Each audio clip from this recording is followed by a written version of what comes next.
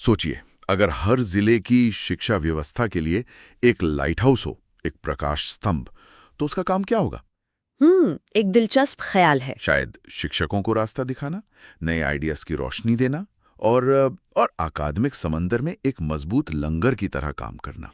एक ऐसी जगह जो सिर्फ दिशा ही ना दिखाए बल्कि पूरे इकोसिस्टम को ऊर्जा भी दे। और सच कहूं तो हमारे एजुकेशन सिस्टम में इसकी बहुत जरूरत है। बिल्कुल। और आज की हमारी चर्चा इन्हीं लाइट हाउस की गहराई में उतरने वाली है।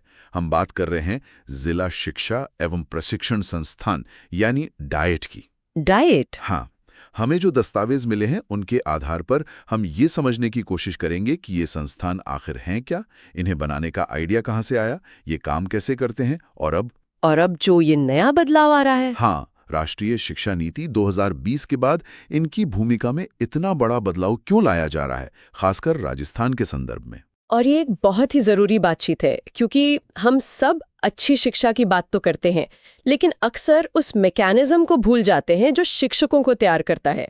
डाइट उसी मैकेनिज्म का कह सकते हैं दिल है। तो चलिए बिल्कुल शुरुआत से शुरू करते हैं। ये डाइट यानी जिला शिक्षा एवं प्रशिक्षण संस्थान है क्या भला? नाम तो काफी भारी भरकम है। नाम तो सरकारी है, लेकिन काम बहुत जमीनी है। आसान भाषा में कहें तो ये जिला स्तर की सबसे बड़ी एकेडमिक संस्था है। सबसे बड़ी? हाँ, जिला स्तर पर। इसका मुख्य काम है प्राइमरी स्कूल के टीचर्स को ट्रेनिंग देना। मतलब एक तो वो लोग जो टीचर बनने वाले हैं, जिसे हम प्री सर्विस ट्रेनिंग कहते हैं। अच्छा। और दूसरे वो जो पहले से पढ़ा रहे हैं, उनकी इन सर्विस ट्रेनिंग। तो ये टीचर्स की अपनी एक अकेडमी जैसा हुआ? आप बिल्कुल ऐसा कह सकते हैं। और ये लाइट हाउस वाली बात सिर्फ एक उपमा नहीं है। मानव संसाधन विकास मंत्रालय ने आधिकारिक तौर पर इन्हें यही नाम दिया था। ये जिले में अकादमिक मामलों के लिए एक नोडल एजेंसी है। नोडल एजेंसी मतलब सारी जिम्मेदारी इनकी? अकादमिक मामलों की। इनका काम है ये सुनिश्चित करना कि जिले के हर टीचर तक नई शिक्षण पद्धतियां और विचार पहुंचे। ठीक है, तो ये लाइट हाउस बनाने का विचार आया कहाँ से? मतलब इसके पहले ऐसा कोई सिस्टम नहीं था? इसका आइडिया आया था राष्ट्रीय शिक्षा नीति 1986 में। उस दौर में ये महसूस किया गया कि शिक्षा से जुड़े सारे फैसले वो दिल्ली या राज्यों की राजधानियों में लिए जाते हैं। लेकिन असली चुनौतियां तो जिलों और गांवों में होती हैं। तो मतलब सोच तो अच्छी थी कि शक्ति को दिल्ली से खींचकर जिले तक लाया जाए, पर इससे एक नई चुनौती पैदा नहीं हुई कि हर जिला अपनी अपनी ढपली बजाने लगे और गुणवत्ता में एकरूपता ही ना रहे? ये एक बहुत वाजिब सवाल है और इसी का हल निकालने की कोशिश की गई। आइडिया ये नहीं था कि हर जिला अपनी अलग नीति बनाए। अच्छा।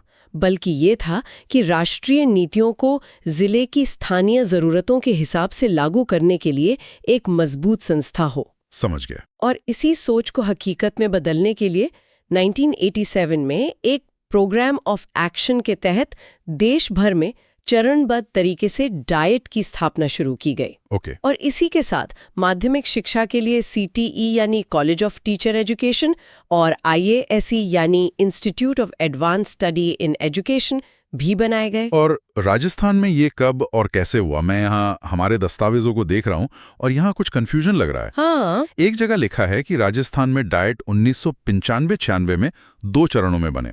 जून 1995 में 14 जिलों में और फिर अक्टूबर 1996 में बाकी 15 जिलों में। हाँ, ये जानकारी सही है।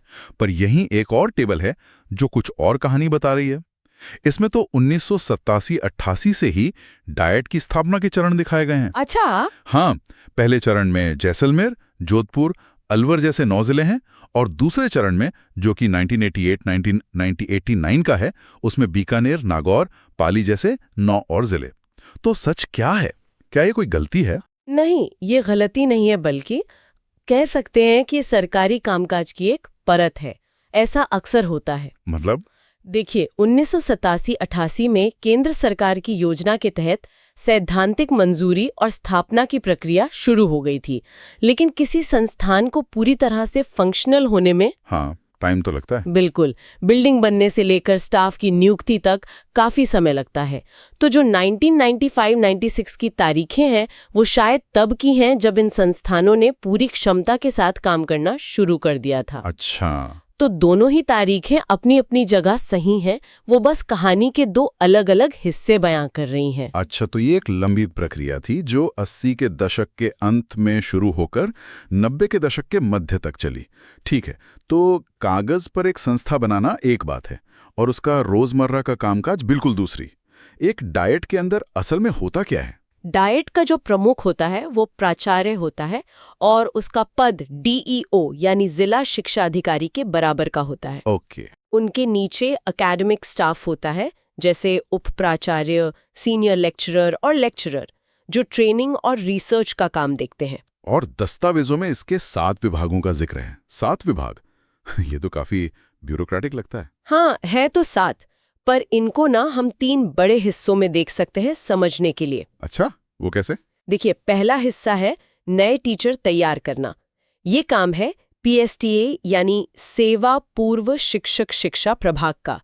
ये DLED जैसे कोर्स चलाता है। अच्छा, तो ये DLED कोर्स है जिसे पहले शायद BSTC भी कहते थे? बिल्कुल वही। टीचर बनने की पहली सीढ़ी। हाँ, अब दूसरा और सबसे बड़ा हिस्सा है मौजूदा टीचर्स को लगातार बेहतर बनाना और सिस्टम को सपोर्ट करना। इसमें 5 विभाग आते हैं। 5? हाँ, एक है CMD जो करिकुलम, टीचिंग मटेरियल और मूल्यांकन के तरीकों पर काम करता है। मूल्यांकन के तरीके, जैसे हमारे नोट्स में CCE का जिक्र है, सतत एवं व्यापक मूल्यांकन। हाँ, CC मतलब बच्चों का मूल्यांकन सिर्फ साल के अंत में होने वाली परीक्षा से नहीं, बल्कि साल भर उनकी छोटी बड़ी गतिविधियों के आधार पर करना। ताकि सीखने की प्रक्रिया पर ज्यादा ध्यान रहे। बिल्कुल। फिर इसी दूसरे हिस्से में ET विभाग है जो एजुकेशन में टेक्नोलॉजी का इस्तेमाल देखता है।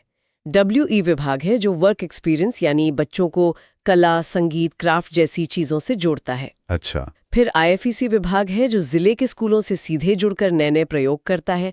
और DRU है जो एक रिसोर्स यूनिट की तरह काम करता है। तो ये सब मिलकर एक टीचर को क्लासरूम में बेहतर बनाने के लिए हैं। और तीसरा हिस्सा क्या हुआ फिर? तीसरा हिस्सा है इस पूरे जहाज को चलाने का, यानी प्लानिंग और मैनेजमेंट का। ये काम PNM यानी योजना एवं प्रबंध प्रभाग का है। ये बजट देखता है, योजनाएं बनाता है और बाकी सब में तालमेल बिठाता है। सही पकड़ा। इसे डाइट की धुरी भी कहा गया है। ये तरीका समझने में काफी आसान है। एक हिस्सा भविष्य के टीचर बना रहा है, दूसरा वर्तमान के टीचर्स को संवार रहा है और तीसरा इन सब की प्लानिंग कर रहा है। लेकिन ये सब विभाग अपने अपने स्तर पर काम करते हैं या कोई कॉमन प्लेटफॉर्म भी है? नहीं, बहुत अच्छा सवाल है। ऐसा नहीं है कि सब अपनी मर्जी से काम करते हैं। डाइट के सभी कार्यक्रमों को एक सलाहकार समिति से मंजूरी लेनी होती है, जिसे प्रोग्राम एडवाइजरी कमेटी कहते हैं, यानी PAC। हाँ, आप इसे एक तरह से डाइट का बोर्ड ऑफ डायरेक्टर समझ सकते हैं। दस्तावेजों के अनुसार इसकी बैठक साल में कम से कम 2 बार होती है। ओके। और उसी में आने वाले साल की योजनाओं को हरी झंडी दी जाती है। हमारे नोट्स में एक पिंक गाइड बुक का भी जिक्र है। ये नाम बड़ा दिलचस्प है ना? हाँ, है तो। ये डाइट के कामकाज का एक तरह से बाइबल है। अच्छा। ये शिक्षा विभाग के अलग अलग सर्कुलर और दिशा निर्देशों का एक कलेक्शन है। इसे पहली बार 1987 में डाइट के लिए जारी गाइडलाइंस के आधार पर छापा गया था। ये सुनिश्चित करता है कि सभी डाइट एक तय प्रक्रिया के तहत काम करें। और क्या ये संस्थान सिर्फ ट्रेनिंग ही देते हैं या कुछ रिसर्च वगैरह भी करते हैं? क्योंकि लाइट हाउस को तो अपने आसपास के समंदर का हाल भी पता होना चाहिए। बिल्कुल। रिसर्च डाइट के सबसे जरूरी कामों में से एक है।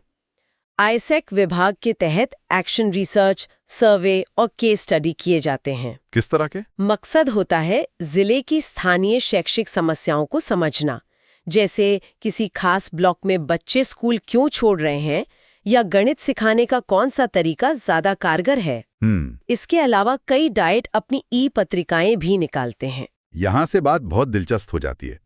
अब तक हमने जो समझा वो DIT का पारंपरिक ढांचा था, लेकिन अब इन्हें सिर्फ एक ट्रेनिंग सेंटर से आगे उत्कृष्टता का केंद्र यानी सेंटर ऑफ एक्सीलेंस बनाने की बात हो रही है। ये सुनने में तो बहुत बड़ा बदलाव लगता है। ये सिर्फ बड़ा नहीं, बल्कि एक क्रांतिकारी बदलाव है। ये राष्ट्रीय शिक्षा नीति 2020 के तहत एक बहुत ही महत्वपूर्ण कदम है। अब तक DIT की भूमिका मुख्यतः ट्रेनिंग देने तक सीमित रही है, लेकिन अब लक्ष्य ये है कि इन्हें इनोवेशन, रिसर्च और अकादमिक नेतृत्व का केंद्र बनाया जाए। ये सेंटर ऑफ एक्सीलेंस सुनने में तो बहुत भारी भरकम लगता है, पर जमीन पर इसका मतलब क्या है? क्या बिल्डिंगें नहीं हो जाएंगी या कुछ और? बिल्डिंगें तो एक छोटा सा हिस्सा है। असली बदलाव सोच और भूमिका में है। अब डीआईटी से उम्मीद की जा रही है कि वो सिर्फ सरकार के निर्देशों का पालन न करे, बल्कि जिले के लिए अकादमिक विजन तैयार करे। अच्छा। और एनईपी 2020 के तहत इनकी भूमिका प्राइमरी से बढ़ाकर माध्यमिक स्कूलों को भी कवर करेगी।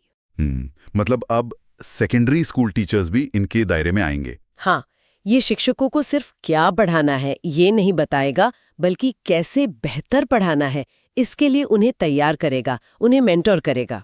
तो क्या इस पर काम शुरू हो गया है? कुछ डाइट्स को चुना भी गया है? हाँ, काम तेजी से शुरू हो चुका है। हमारे दस्तावेजों के मुताबिक भारत में कुल 613 कार्यरत डाइट में से 125 को एकेडमिक वर्ष 2023-24 में सेंटर ऑफ एक्सीलेंस बनाने के लिए चुना गया है। और राजस्थान की क्या स्थिति है इसमें? राजस्थान से 6 डाइट्स को इस पहले चरण के लिए चुना गया है। ये हैं जैसलमेर, अलवर, बीकानेर, चूरू, जोधपुर और उदयपुर। इन संस्थानों को विशेष फंड और सहायता दी जाएगी ताकि ये पूरे राज्य के लिए एक मॉडल बन सके। सेंटर ऑफ एक्सीलेंस बनने की प्रक्रिया क्या होगी? इसके लिए क्या कोई रोड मैप है? हाँ, बिल्कुल है। इसके लिए 6 मुख्य स्तंभ या पिलर्स बताए गए हैं। पहला है बुनियादी ढांचा, मतलब स्मार्ट क्लासरूम, अच्छी लाइब्रेरी। हाँ, डिजिटल रिसोर्स। दूसरा, शिक्षकों को सशक्त बनाना, मतलब उन्हें बेहतरीन ट्रेनिंग देना। तीसरा है शोध यानी रिसर्च पर जोर देना, ताकि फैसले हवा में नहीं डेटा के आधार पर लिए जाएं। सही। चौथा, समावेशी शिक्षा। पांचवा, व्यावसायिक शिक्षा, मतलब बच्चों को किताबी ज्ञान के साथ साथ कोई हुनर सिखाना। और छठा और सबसे महत्वपूर्ण, सहयोग और नेटवर्किंग, मतलब दूसरे डाइट, यूनिवर्सिटीज और एनजीओज के साथ मिलकर काम करना। तो आज की इस चर्चा में हमने डाइट की पूरी यात्रा को समझा, एक लाइट हाउस के विचार से लेकर उसकी स्थापना में आई उलझनों तक, उसकी ब्यूरोक्रेटिक लगने वाली संरचना को समझने की कोशिश से लेकर अब उत्कृष्टता के केंद्र के रूप में उसके भविष्य की एक स्पष्ट तस्वीर तक। ये वो संस्थान है जो शायद ज्यादा चर्चा में नहीं रहते, लेकिन पर्दे के पीछे रहकर देश की शिक्षा की नींव को मजबूत कर रहे हैं। ये बिल्कुल सही अवलोकन है। डाइट शिक्षा प्रणाली की वो गुमनाम कड़ी है जो क्लासरूम में होने वाले शिक्षण की गुणवत्ता को सीधे तौर पर प्रभावित करती है। सही बात है। अगर टीचर मजबूत है तो शिक्षा की नींव मजबूत है, और टीचर को मजबूत बनाने का काम इन्हीं संस्थानों के कंधों पर है। इस पूरी चर्चा से ये साफ है कि नीति के स्तर पर डाइट को बेहतर बनाने के लिए एक स्पष्ट दिशा और इच्छा शक्ति दोनों दिखाई देती हैं। हाँ, दस्तावेज हमें यही बताते हैं कि डाइट को उत्कृष्टता का केंद्र बनाने की एक स्पष्ट योजना है। लेकिन यहाँ सोचने वाली बात यह है कि जमीनी स्तर पर एक दूर दराज गांव के स्कूल में रोज 40 बच्चों को पढ़ाने वाले शिक्षक के लिए इस उत्कृष्टता का असली मतलब क्या होगा? क्या ये बस कुछ और ट्रेनिंग सेशंस होंगे, या सच में उसके पढ़ाने के तरीके में कोई बदलाव आएगा? एक संस्थान का विजन क्लासरूम में बैठे एक बच्चे के लिए सीखने का यादगार लम्हा कैसे बन सकता है? इस सवाल का जवाब ही इस पूरी कवायद की सफलता तय करेगा।